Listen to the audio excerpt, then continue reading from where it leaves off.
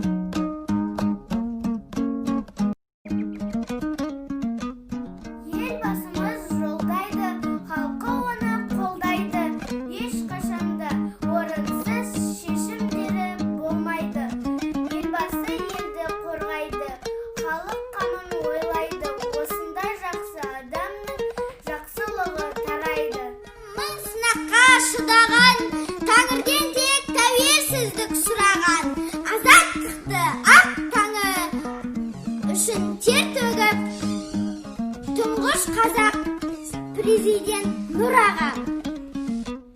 Мемлекеттік тарихымыздың белгілі мерекесі тұңғыш президент күні құтты болсын.